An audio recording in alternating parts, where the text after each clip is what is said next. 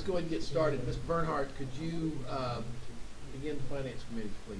Thank you, Mr. Chair. The Finance Committee will now come to order. Member of the committee here today are Mr. Cosno, Dr. Gibbons, and Mr. Gregg.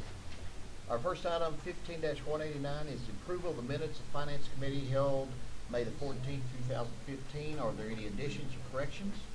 I just can I point out something for a Please. minute? Yes, ma'am. When I was reading through them, I noticed that you brought up the fact that with the expansion of the Success parking lot, it eliminated the outdoor basketball court. But I don't see anywhere in here a full plan to replenish that, and I've actually already had some students concerned about that now that it's gone. So I was just wondering if that could be something that we start talking about, like when can we expect to replace this anyway? Because I'm just kind of concerned that I don't see any plan to replace it. Dr. Lamb will have to address that. We're just now reading through the minutes, so Okay. we just approved the minutes. So That was that was on page 10 from last time. Okay. Check it. Yeah. Dr. Okay. Lamb back there. All right. Thank you. All right. Any additions or corrections to the minutes? If not, they stand approved as presented. Our next item, 15-190, is a summary of financial support. This report is presented in the agenda, and I would like to highlight some of the major gifts received since our last meeting. Mr. and Mrs. James McCoy contributed $111,150 to the Lamar Fain College of Fine Arts for the MSU band to purchase marching band uniforms and instruments, which is well past due. So grateful for that. The city of Wichita Falls contributed $30,000 for the Idea That Wichita Falls, sponsored by the Gilbert College of Business Administration and the Lonnie Center. The city also provided an additional $6,000 for the Wichita Falls Airport Art Scholarships. Ms. Greta Robb donated $20,000 for scholarships. American National Bank Trust awarded $16,800 to the Wichita Falls Museum of Art at Midwestern State to underwrite the express of the Wichita Falls collection exhibits. Mr. and Mrs. Ted Smith Jr. contributed $15,000 to the MSU Athletics for women's soccer at the Mustang Athletic Club. The support from our community and alumni and friends is outstanding. Howard or Jesse, would y'all have anything to add to this report, please? I have nothing to cover the areas that The community continues to be very generous, and we appreciate it. I think you've covered it well. Well, thank you.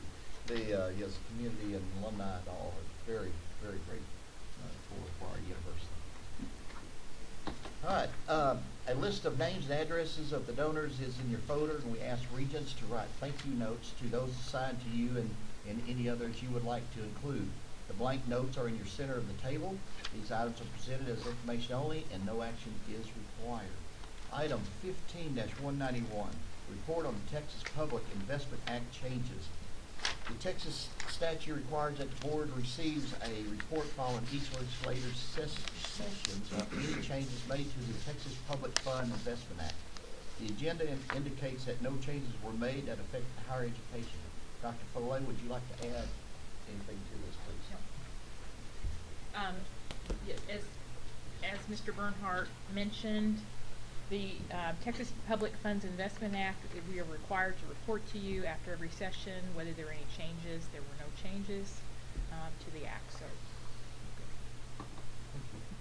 this item is presented as information only and no action is required. Item 15-192, review and acceptance of financial reports. The administration recommended acceptance of April, May, and June's 2015 financial reports, which are shown in the agenda. Dr. Foley, please comment, if you would, please. sure. Thank you very much. You've got the financial report. The report is through June 30th, 2015. Schedule 1 highlights that our revenue for the institution was up to $86.8 million, which is a 3.9% increase compared to the same period last year. Increases in tuition fees, gifts, auxiliary enterprises made up $3.7 million of that increase. Expenses also increased from $86.4 million to $93.6 million, an increase of $7.2 million or 8.4%. The largest of that increase was in depreciation expense of $2.6 million, most of which was from the $8.5 million proprietary software donation that a geosciences faculty member received and is amortized over 3 years. So you'll continue to see that large depreciation expense for a few years. Salary, wages, benefits also increased more than $2 million. Scholarships increased $1 million with our merit scholarship program. Repairs and maintenance increased by $900,000 due to a large roofing project which is caused by hail damage and is paid by insurance proceeds. Schedule 2 and 3 show that revenues and expenses are tracking fairly closely to budget, with revenue at 100% and expenses only at 74.5% to the expected 83.3% at the end of June.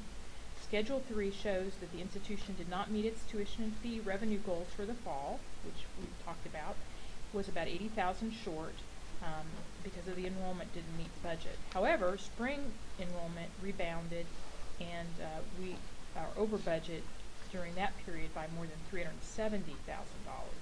With summer tuition and fees, the university's tuition and fees are expected to exceed budget by over $300,000. Auxiliaries are a little short of meeting their fall and spring budgeted revenue, but it's still too early to tell on how the summer will come out because of camp rentals and the residents are being billed by the session.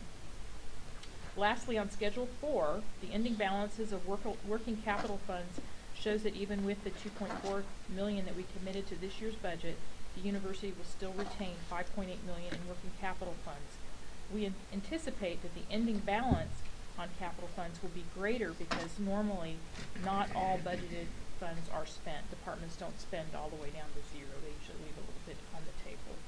One more thing I want to mention to you when I give you the report on our annual financial report in November, there will be a new liability that we have to book. GASB 68 and 71 require us to post our pension liability with the teacher's retirement system. That's held at the state, and the state only funds the teacher's retirement system currently at 82% of their commitments to the retirees. And they're going to be pushing that liability out to the different folks that are contributing to the teacher's retirement system. Our liability that we're going to be showing on our books is $13 million. So it's going to be a huge hit to our net assets. What's the debt? Excuse me? What's the debt? There isn't any. What? It's a decrease of net assets. Yeah. But most of it is a prior period adjustment. Yeah, and that's the difference So is. it is EPA. There's a question Most of it. and Mr. Gregg, you might be able to answer this. Chris Stovall and I've been discussing it, is how do we show it in the previous year for comparability purposes? Well, you restate the prior year. Yeah, so we're working right now with different folks to figure out how to do that with the state, and everybody, all higher ed in the state is having to do this. It just isn't us. So It's not really a change, it's just that we've always been responsible for it, we just didn't have to show it. we on just our- didn't book it, It's a right? GASB, on ours. it's a Yeah. GASB change. You should talk to Terry about this, because he's probably plugged into this, since he's served on GASB before. Okay, that's good, yeah. The other, Chris Stovall today is at a Moody's workshop in Fort Worth, Dallas-Fort Worth, and so that's one of the things he's going to be asking them is how this is going to impact bond ratings in the future. We're hoping that it's just a wash because everybody's taking it, and Moody's and Fitch hopefully understand that it's just restating things. But just wanted to kind of give you a heads up that that's going to be, when you get this year's AFR, that's going to be on there, and it's going to be a big change. Okay, that's my report. Okay, thank you, ma'am. Before we discuss further, could I have a motion to accept these financial reports as presented? So moved. Second? Second. Is there any discussion? We have a motion and a second. All in favor? Opposed? Motion carries. Item 15-193, investment report. We received a report on our A&M system investment earlier in the meeting. This item presented the third quarter's fiscal year 15 reported for our acceptance. Dr. Tolay, do you have anything else to add to this report? Sure. The investment report you received is through May 31st, and it's required as our compliance with the Texas Public Funds Investment Act. The report shows at the end of May, the university held a total of $36.4 million in cash. $31 million of cash was in investments, and $5.4 million is held at the state treasury. Texas A&M University system held $25.7 million of the funds. The A&M cash investments earned $196,000 of interest and dividends over the quarter, and have realized $1.2 million in gains since September 1st, 2014. The institution also held $1 million in the Tex Pool Logic and $2 million in Wells Fargo Money Market, all short-term overnight investment vehicles. The balances of these funds, $2.2 million, are held in securities purchased before the institution contracted with A&M and was managing its own cash. The agency notes are showing losses, thus the reason we haven't sold them at this point. And the small amount of common stock, $70,000, is showing a $120,000 gain since it was acquired. The university has yielded on the overall cash holdings anywhere from 2.16% to 2.99% a month over the quarter. And just as a comparison, Logic and Tex Pool, we get about 12 basis points. So the rest of this is due to the A&M investments. The university endowed funds, again, are being held at both American National with $8.8 million, and as of March 1st, the rest is being held at Texas A&M University System for $12.1 million. The funds held by American National have remained flat since last quarter, but overall have appreciated market value of 20.4%. The A&M University System endowment pool gained 0.8% in market value for the quarter. The university received $121,000 in distributions net of fees in addition to the market gain. We've also included in your report this month the quarterly reports provided by A&M to us on the cash concentration pool and the system endowment funds, and it just will highlight again what Kevin's report was to you today, along with a national economic update published by the Dallas Fed as of June 19th, 2015. So hopefully you're enjoying reading the Dallas Fed information, and it provides a good outlook on the U.S. economy and what you can expect. That's it. Thank you. Thank you, Dr. Bowen. Mike? Yes, sir, please. Dr. Clay, the distributions that we receive, do they go into the budget and utilize in the university budget, or are they reinvested? The cash or the endowed funds? Endowed funds. They go back in. The endowed funds, we budget an estimated amount, and if we over-realize them, there's two things we can do. We can hold on to them and keep them in the, like in the Luther King is the red wine money. We can go ahead and spend that money, or we can hold it with the anticipation, like Kevin said, you may not want to spend it because things go up and down. So it's nice to keep it, to budget the money and have some in reserve just in case the investment doesn't play out as well the next year. So both cash and their endowments, that's kind of the way we're doing it. We're not spending everything we get. We spend what we budget and then hopefully hold some in reserve. Hope that answers your question a little bit. Let me add to that, because I think I know where Kevin was heading with that, and I'm not sure I understand your response. When you budget it, is it budgeted in normal operations? I mean, the money coming back is, I think he said there's 4 distributions a year. Right. Is that correct? So for instance, the cash concentration, the investment income off the cash, Right. we budget about $750, I think this year, $750. Last year we received $950. So that extra $750 2, in normal operations. so the extra budgeted. 2 is Okay. just is sitting there because suppose we don't get $750 this year, but Understand. suppose it's $725. We want to have a little bit of cushion there. There's gonna come a point in time, though, if we continue to have this throw-off, we should probably make sure we think about what is gonna be our policy associated with that if we're not, looking at it that way, and that we ought to adjust up that number, so. Right, exactly. Kevin, I think that's where you were headed, wasn't it, that they'll be using it for normal operations, so, thank you. Right. Any other comments, questions? All right, could I have a motion to accept the investment report as presented? So moved. Second? Is there any other discussion? We have a motion and second. All in favor? All opposed? Motion carries. Item 15-194, review of personnel report. Personnel reports are presented in the agenda. Dr. Rogers, please comment, sir. In the first, we've simply changed the title of Ms. Flores, and she's picking up more duties handling tickets, which is a big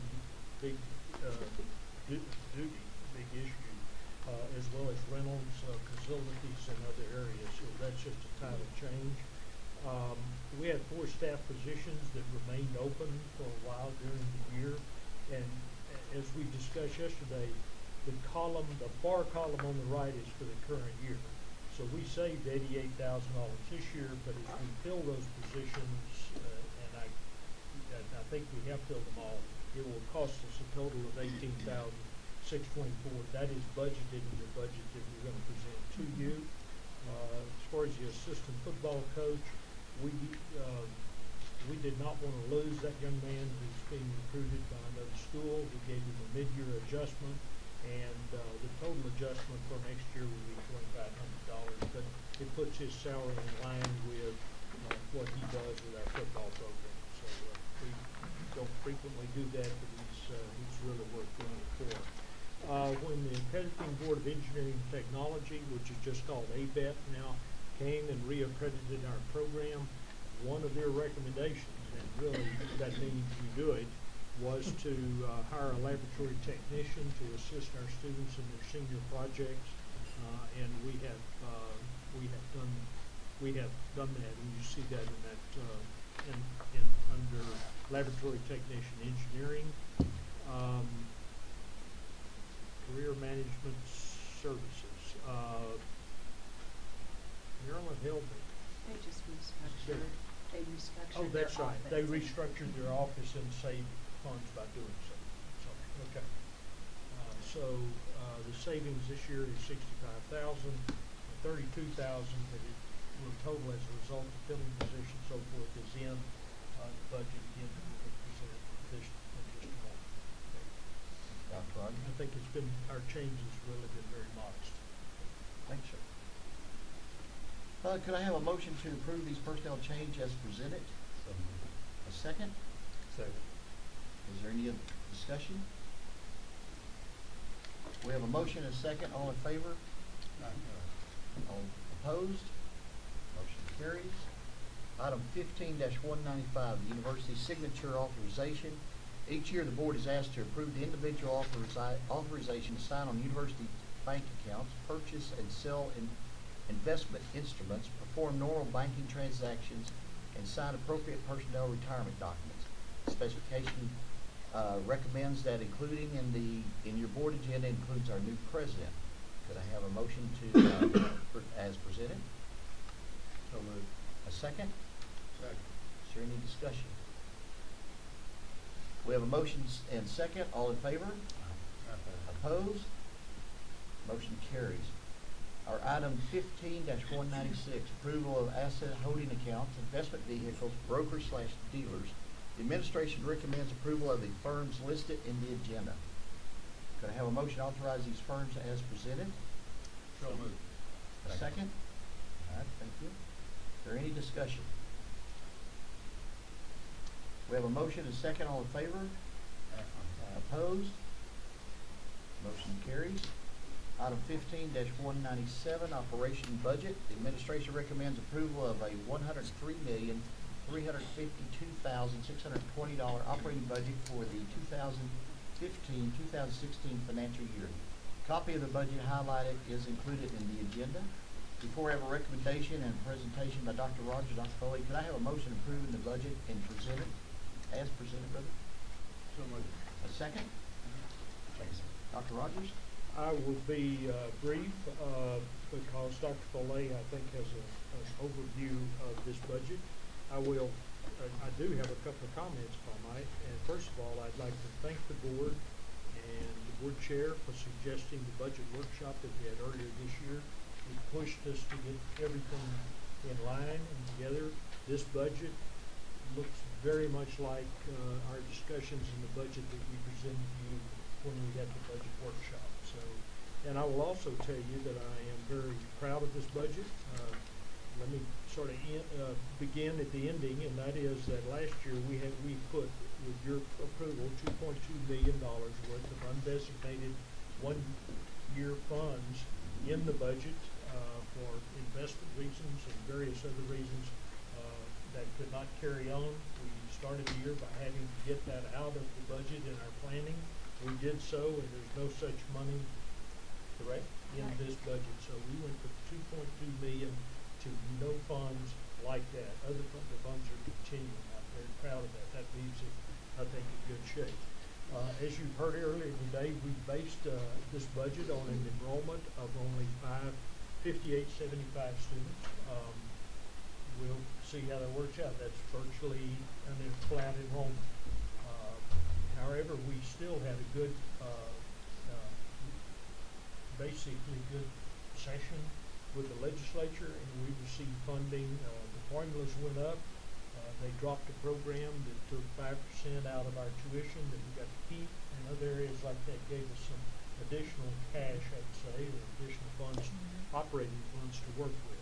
The things that I'm particularly pleased with in this fund, you've already heard today, we were able to put in a $500,000 pool for faculty raises, and you all supported us in committing that to the faculty 3 years ago, and it's great that we've been able to carry through with that. That does not include the significant number of promotions that we had this year, which I'm very proud of. Our faculty did a good job here. We also have a pool of $225,000 for the staff that will be distributed when our current classification study is complete. So the staff will be getting a raise, and we've set that money aside in this budget.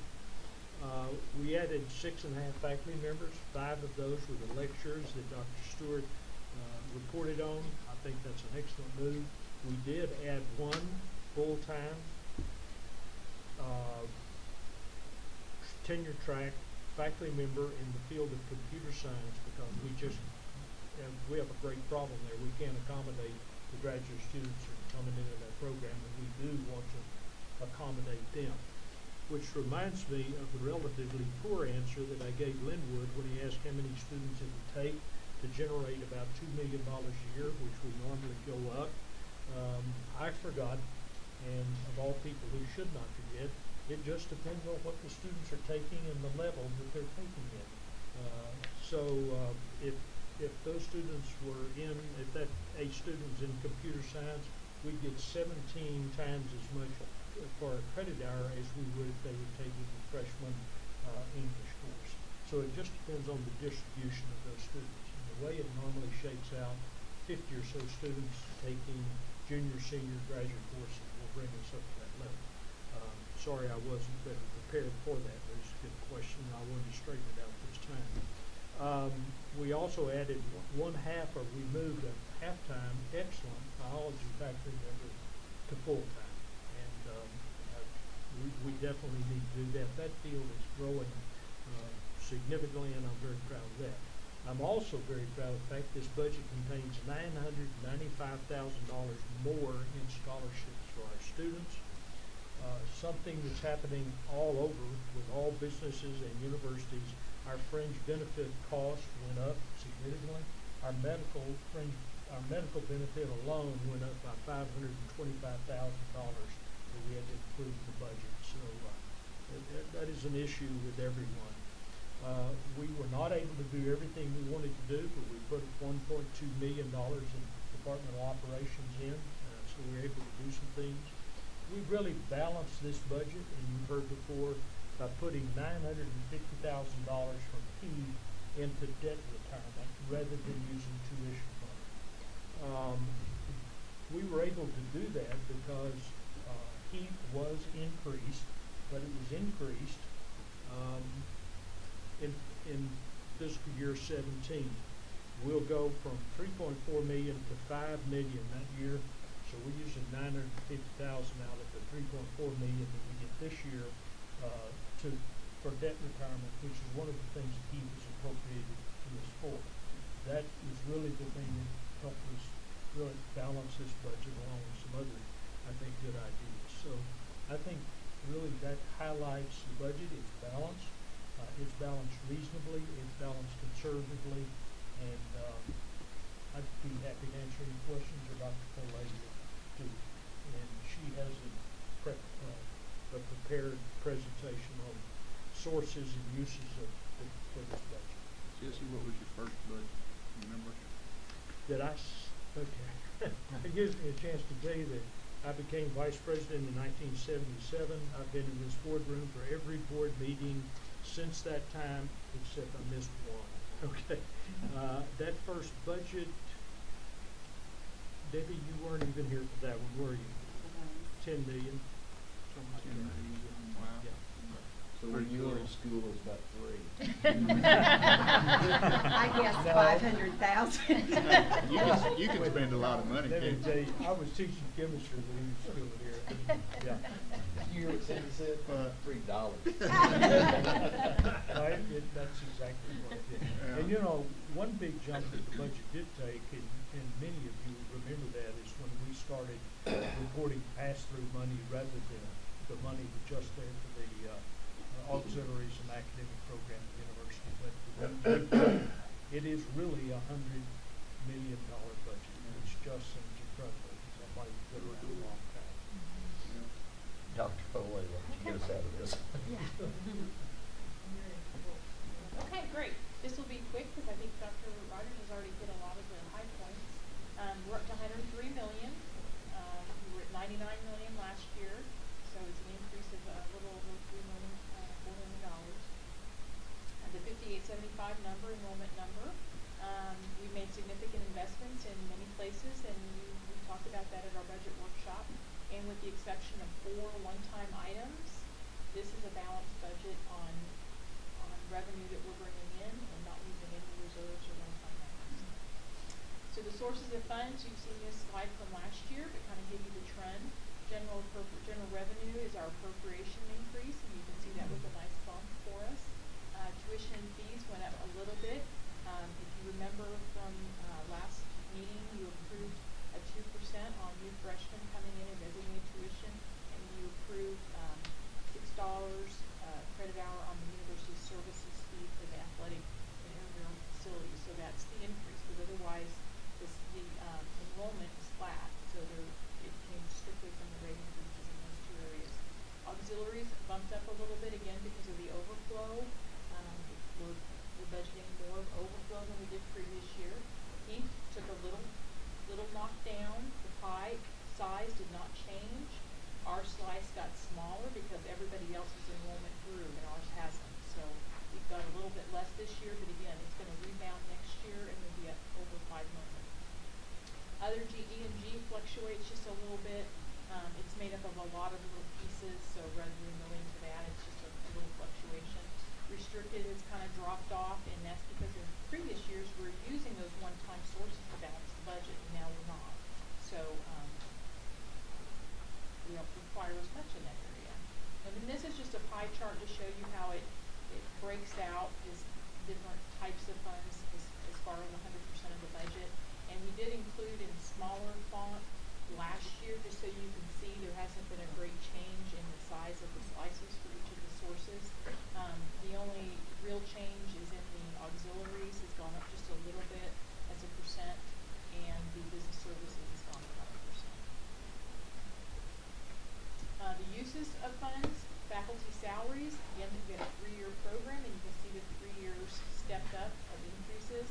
Staff has gone up a little bit, and again, we've got a $225,000 pool that we're reserving until we finish the staff compensation and classification study, and we'll come back to you in November with the results of that, and I may even have the consultants come depending on what their findings are, so you can get an understanding of how we're compensating and classifying our staff with recommendations for how to distribute that pot of money. The GA financial aid scholarship piece, we've added some new GAs in our geoscience master's program, and then we've added a little bit of money into the merit scholarship program to continue the progress there. Wages have stayed pretty flat. M&O, that includes the fringe benefit increases, or we just lumped it in with M&O, so really M&O's pretty stayed flat other than those fringe benefits. Utilities has remained fairly flat. We did get some savings off of our electric contract, so we hope we'll realize that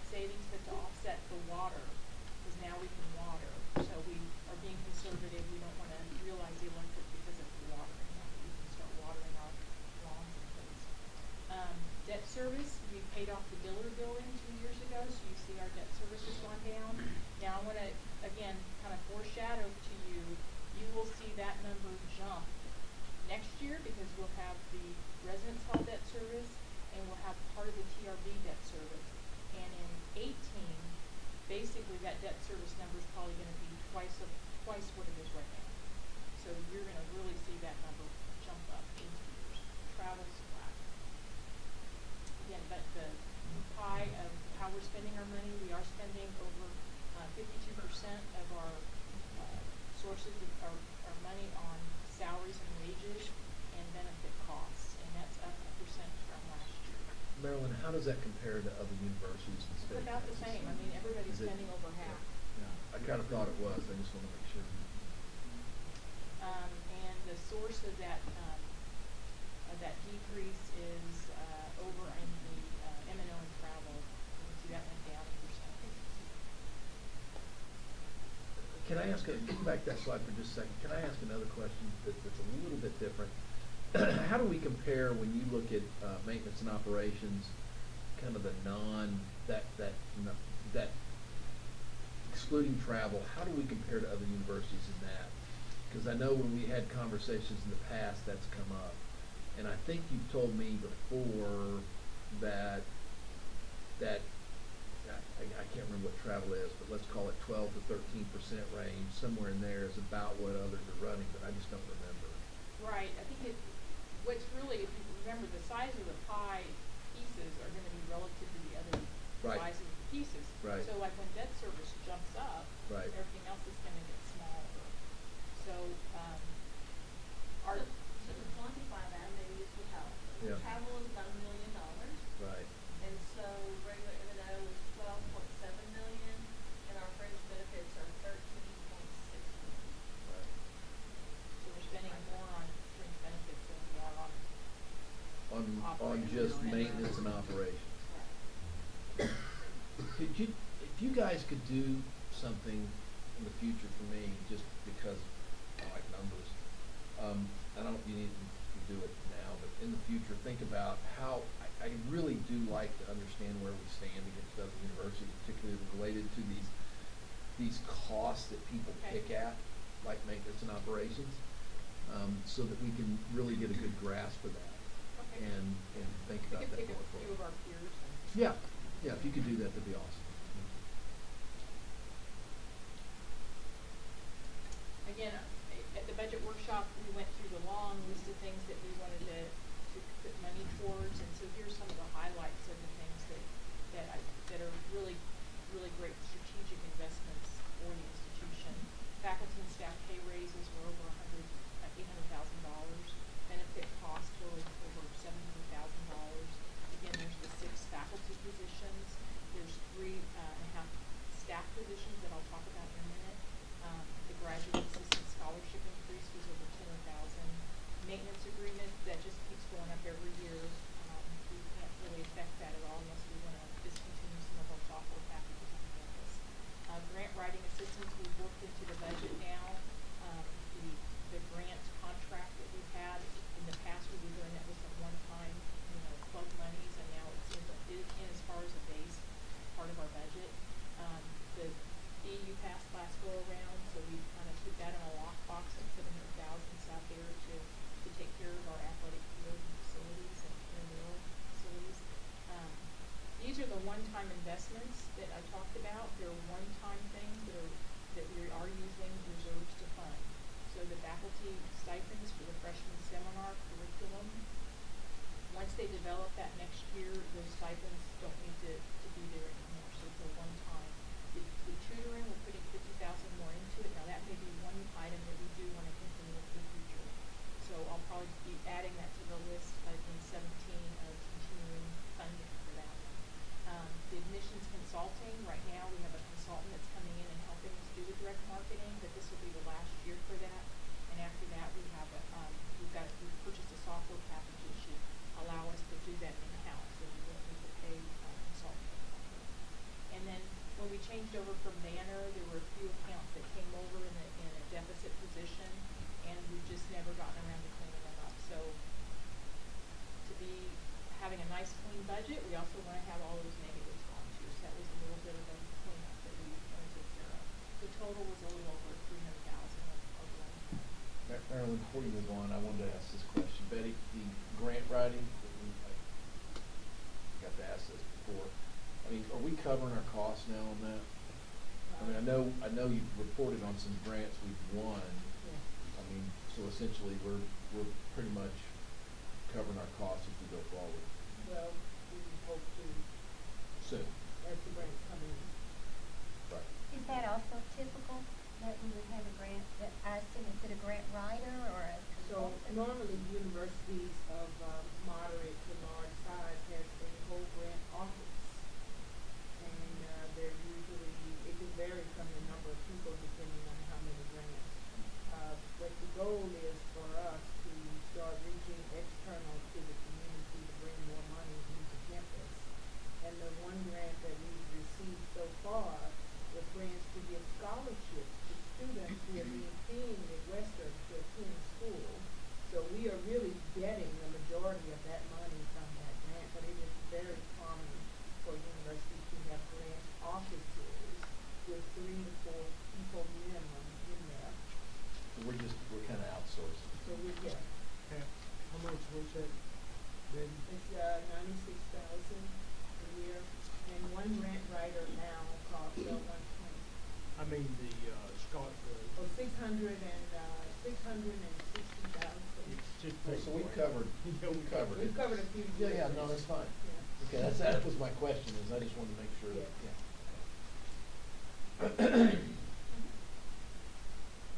This is just a, and again, this was on your budget highlight sheet, but just to show you the overall PEEP allocation, and you notice the 950 debt service, that's a new line on the PEEP allocation. In the past, we didn't pay any debt service out of PEEP. And so therefore, in order to pay the 950, some of the other areas above that item had to decrease. And that's a one-year thing. Next year, 17, we'll get over 5 million, so we'll be able to still cover the debt service, and everyone's allocation will go back to what it was, if not more. So it's just a one-year deal on that. Overall, we've increased the FTE from last budget base to this budget base, 13 positions. 3 of those at the top were approved this year by you, the board. And so really net, there's 10 new ones that are in this budget that you haven't approved, but you will as you approve the budget. Starting off with the core curriculum lecturers that Dr. Stewart's talked about, the new faculty in computer science, intensive language institute. We have a lot of students, international students, and then pilots from the base that come to our campus to get English instruction, but we didn't have enough faculty to teach them. So they've said if you let us have another faculty, they charge money to these folks to teach them English, and they will be bringing more than enough to cover that faculty member's salary. And again, the faculty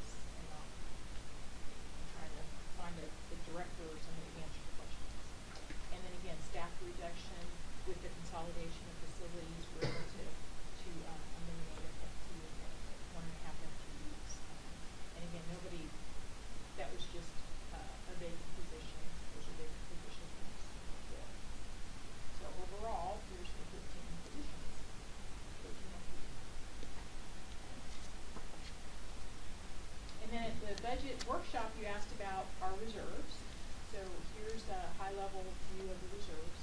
Our state appropriated funds is about a $1.3 million. And we're careful we don't grow that number too big, but we do like to have that number, have some reserves there. The state looks at how much you have in reserves in that category, and if you have too much in there, they could say, well, why are you asking us for more money when you're sitting on all this money?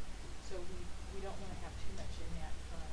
Designated funds include just about all your other tuition and fee categories, and so they can't be spent just on anything. Designated tuition can be spent on a lot of different things, but athletic fee can only be spent on athletics. Your wellness center fee can only be spent on wellness center, so those kind of things. But so those are reserves that are broadly scattered through all of those fee categories, tuition fee categories. Auxiliary funds is your housing and your food service. Gift grants, federal support, that's a big number, but it is very restricted, highly restricted to the purpose that the gift grant or the federal grant was intended. Plant funds, that includes construction in progress. So that's $1.7 million. Total, we've got about $22 million in reserves. And again, it's not reserves we can just take and spend on anything. Most of that is restricted to certain purposes and expenses. Okay? But it's healthy. It is healthy. And I think that's it. Any questions? I'm very happy with this budget. It's a good budget. Not, if my memory serves me right, not much changed here from June's workshop, right? I think the June workshop, we were short about $130,000 of balancing. And again, we had talked about that a lot of those numbers were estimates, and some of the estimates broke in our direction. So one thing like debt service, we have a lease that we pay, and it changes every year. And we were conservative and put in what it was the year before, and it actually came in like $20,000 less. Or some of the other things that broke in our direction. Yeah, to be on time, we estimated, I think, we estimated 357, and it was almost 500,000. So a lot of things broke in our direction and really, really helped. Following up on Mr. Heffman's comment, what would be typical of our sister universities for a percent reserve, say, of a budgeted? It looks like we're about 20%, right? Reserve compared to the budget. What would be? Do we have an idea what would be typical? What I've heard in other universities, and especially when you're going to the legislature, they look at 8% on your tuition and your state appropriations. So I'd have to go back and do some calculations on what the designated tuition fees and the state appropriations. The other ones are pretty much a function of the fee. Like housing. Housing has $1 million reserve, and that's because they may have some big expenses. I mean, if you're going to replace a roof, it's pretty expensive to do that, so you want to kind of build up those balances depending on what capital needs you're going to have down the road. But 8% is the ones for that flexible money we talked about, because if you get much above that, the state kind of looks at you and says, why are you asking for more appropriations when you're sitting on all that money? Could you, for November, bring that to us? Sure. Let us know what our number is, because I know we've had this conversation before, because I think I'm the one that asked for the reserve, so if you could bring that, that'd be awesome. Yeah, I think that'd be we can helpful. give you a better breakout than that. Really see how much is in maybe every category. A concept of what is healthy. What does that mean? I mean, also I've heard, how many months of operating expenses do you want? That's another way to measure it, is if you had some catastrophe happen, how many months could you go without revenue coming in? So we can present all that to you, and then the board can make decisions if you want to make some targets of what you would like to see the reserves be. But this is, I think this is pretty good coming up with this. It's a nice number. And we try to spread it around. Again, we don't want to have one big chunk in one place. We try to have for each type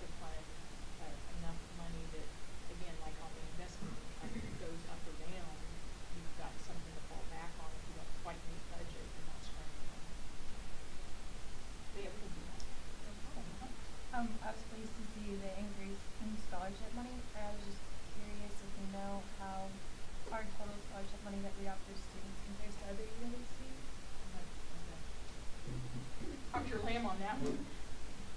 It depends on the university, but we are, generally speaking, still a little low compared to a lot of our competitors in getting students here. But we can quantify that for you a little better for the next meeting.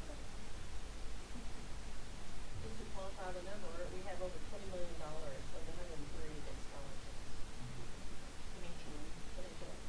Whitehall, Merritt, Keypad, others, SESU,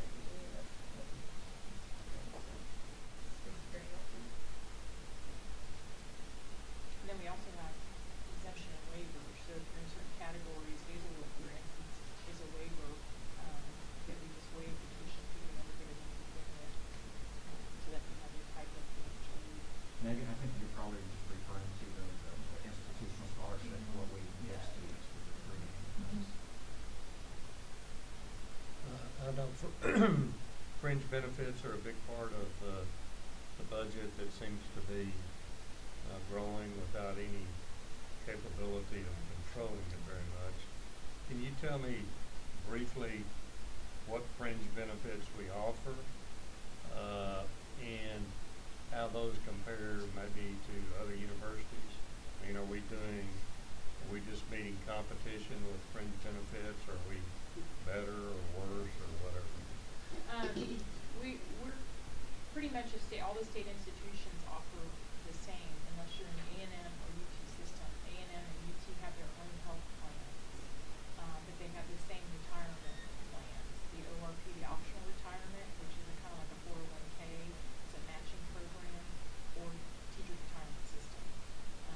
So we're very comparable to the other institutions on those things. And we do the basic workers' comp, and leave is a state mandated, longevity state mandated, so we all do the same things there.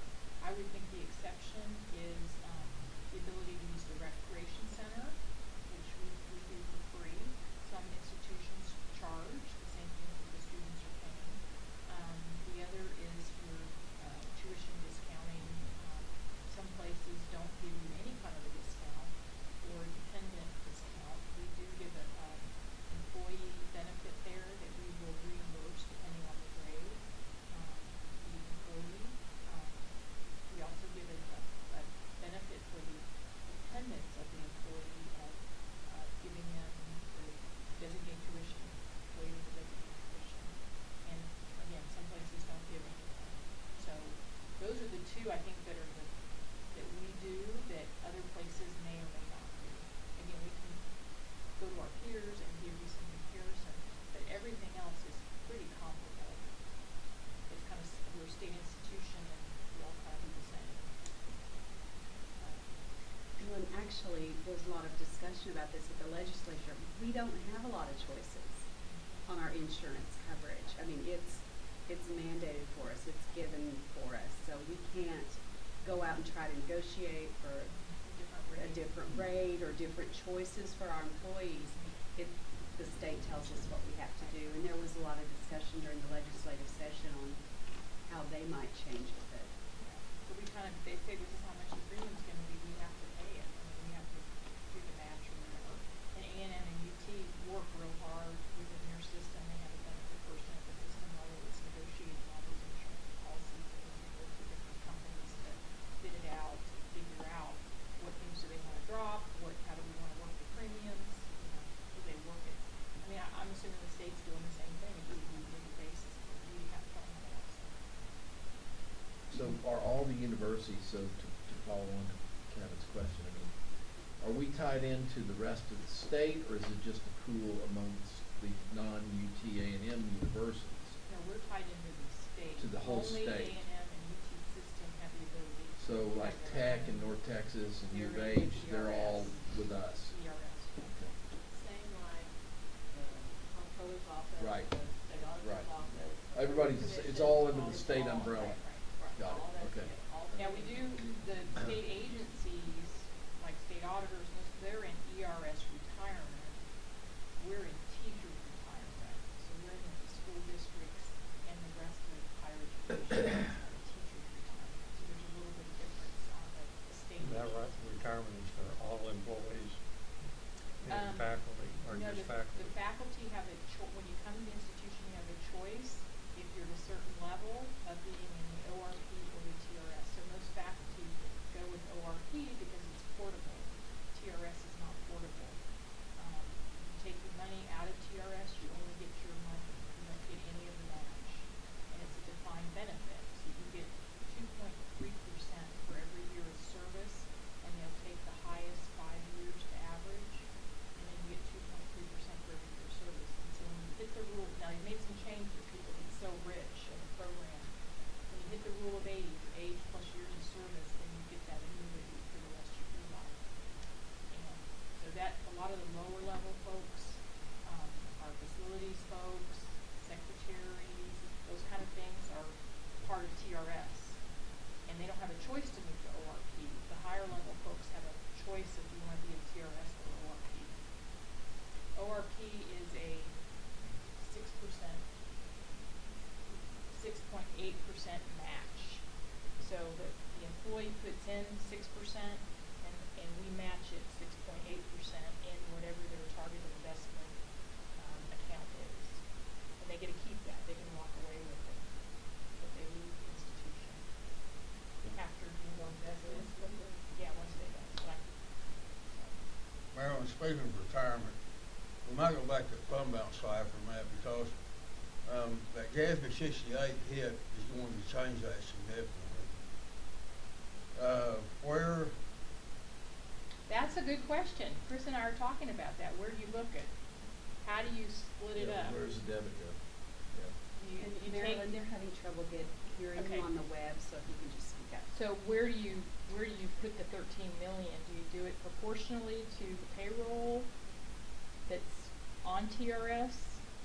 I'm just wondering where it's going to show up on here. Right.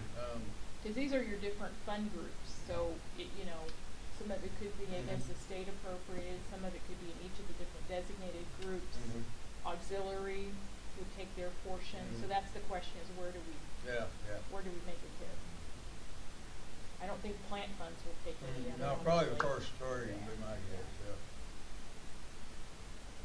Maybe some of the gifts and grants. But so we've been talking a lot about comparisons. It's going to put us right in the same boat with everyone else. Yeah. I mean, the fact that we are healthy now doesn't change when we book this because it's just being booked. It doesn't affect our cash. It just affects our capital balance. Right. I mean, that's But sooner or later it shows up. sooner or later it shows up, but it gives us time on a long-term basis, as it does every university in the state, and frankly, every not-for-profit in the country, to get to that level. So there's a couple non-cash things we don't budget. I mean, we're not budgeting depreciation right now, and it's affecting balances. Well, I'm sorry, that's not And cash, that's fund balance, right? Yeah. Oh, that is fund balance, okay. Okay, Yeah. I'm sorry. Liability is from the state's liability. It's not money that we are gonna pay out of our university fund. But they're But forcing it still on hit us. fund balance. Right. Yeah, They're when we book forcing it, it on it's us. gonna, they're basically saying TRS is determining how much we put into the pot, and they're saying, okay, you're gonna contribute 7.1% of whatever it is, and so we're investing all this money, and it's only 82% of what the future annuity payout's gonna be. So in the grand scheme, who's responsible? I mean, to me, the responsibility is gonna be at the state level, because it's TRS doing this, we don't have a choice. Other than they could come back and say, well, you're gonna have to start paying 10% to catch us up to get up to 100%. Jeff, this is a bad rule. Yeah. And if it's not ultimately our liability, I mean, I know sometimes GASB and FASB put all this stuff out there, but this is one of those deals where I'm questioning whether this makes sense. But it's a rule, and we gotta follow it, so. Well, there was a debate, in this case, for instance, C's, that contribute to, TMRS. Right. Okay, that's actually their unfunded liability. Right. They should show it. But this is not, TRS, I agree, has to is obligated to fund this, so they should not have allocated this to the entities. Right. And- Unless they expect us to fund it down the road, and Mhm. that's what I'm a little bit worried about, is that the next step? To say instead of doing 7.1, you guys need to do 10% now Mhm. to get it, so it's caught up. But, yeah. So I just wanted to warn y'all. But those are things we're not budgeting right now. We're not budgeting depreciation, and we're not Mhm. gonna be budgeting this liability, to try to cover it by setting aside. But it's still gonna money. affect fund balance. But it's still gonna affect fund balance, sure. Okay, any other questions? Well, one more question. Sure. All that depreciation on the software give, that's a non-cash item, but it really adversely, I mean, if you're just looking at income and expenses, it makes it look like that it's a lot worse from a cash standpoint than it really is, right? Well, it was booked as a gift in kind revenue, right? So it lifted up the assets and now we're just depreciating them, so it's just kind of an in and out. It's not, there's no cash, it's just an in and out. It's a hit to fund balance too. Yeah.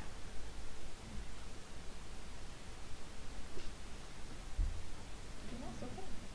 Thank you, Dr. Bowen. Mhm. Now, I also want to say that the administration and Maryland's group has really worked hard on getting this balance, this budget balanced by, with no outside source funds. And so, all right, we will go in executive session later in the meeting to discuss the specific personnel as necessary. Mr. Chairman, the committee stands in recess. You want to vote on this budget? Yep. We will after executive session. Oh, okay. Ms. Burks, Audit Compliance and Management Review Committee, I understand you're standing in for Mr. Sanchez, who is out of the country. I will do my best. Thank you. Thank you, Mr. Chairman. The Audit, Compliance, and Management Review Committee will now come to order. Members of the committee joining me today are Mr. Gregg and Mrs. Marks. The first item, 15-198, is the approval of the minutes of the committee meeting held May 14, 2015. Are there any additions or corrections? If not, they stand approved as presented. Item 15-199, audit activities and audit plan. As you all are aware, our internal auditor, Mike Taylor, recently resigned. Last Friday was his last day. While he had already submitted audit plans that are included in the agenda, the administration believes that we should wait until a new auditor is hired to approve the fiscal year 16 plan. I believe Dr. Rogers and Mr. Maka have some comments. Dr. Rogers. Actually, I'm going to turn this over to Barry. We have not, I do want to tell you, we have not started the national search or search to replace Mike. Since my time is so short here and Dr. Shipley is coming on Monday, that's going to be one of her first duties to do that. I think Barry may cover the fact that we have some audits that we must do. And as we have discussed before, we're going to go ahead and outsource those audits, mainly dealing with construction and with IT. And we have an investment audit only that is due in January that we will out on time. So we're going to do our audits by basically by contract and move ahead, and then we're going to start a search for a new auditor just immediately as soon as Dr. Shipley gets here. Mr. Maka? You should in your packet have an update that Mike had prepared, and just won't go over that totally, but as Dr. Rogers mentioned, you might look at item number 1 there, talks about compliance. That quarterly investment report, that's due January 2016, so just want y'all to know that even though we don't have anybody in place right now, that's on our radar screen, and so we'll make sure we meet that one way or the other. Item 1C there, Mike talks about establishing a compliance work group. Chris Stovall, our controller, and myself will continue to work on the compliance work group, get that going. Again, Senate Bill 20 recently passed requires that we have a compliance program. So Chris and I will stay on that and make sure that we cover that base. The other item is risk analysis. The third item kind of speak for themselves. Then at the bottom of the page, list current priorities. Item number 1, state auditor audit on benefits proportionality. That's a standard, that's a routine audit that the state auditor's offices conduct. They're coming here August 24th, and so with Maryland's office, myself, been in contact with the state auditor's office, and we'll serve as liaison with them to assist them in whatever they might need when they come. But that's going to start August 24th. And again, he's got an update on the internal audit charter, working on a rough draft for that. But again, that's going to really be the responsibility of the new internal auditor that's hired. And the last item he's got there is the quarterly investment report. Again, that's the report that will be due in January 2016. So we're going to cover those bases and make sure that we have whatever we need to have on our radar screen so we don't come up short. So that's all I have on that. Thank you, Mr. Martin. Any other questions or comments? Well, I like to make one. I addressed this to Debbie and Sean last week, and last time we posted this, we had 2 applicants, Mike and a female whose name escapes me, who were both pre-qualified for that area. That time I made a comment to Betty and Marilyn that I thought Mike had a slightly better resume. We hired him. And Debbie indicated we have to post the position again because it's been too long. That's okay, but the female applicant seemed very qualified, and is there a way we can personally contact her and ask her to reapply? So, this is something we need to do pretty fast. We don't want this to go vacant very long. I know that we can post it and get the word out as best we can. Okay. And that's what we can do. We're probably not going to be overwhelmed with candidates. I mean, overcome with the number of applicants, I would think. Well, I'm hopeful that it'll have a better pool this time, a larger pool at least to draw. You know, We have Jim, at least one. one thing we're going to do differently this time, I think, and it's important to Barry address this. We are tuned in now to the outsourcing opportunity for some of these projects, and that was not on the radar before. Mm-hmm.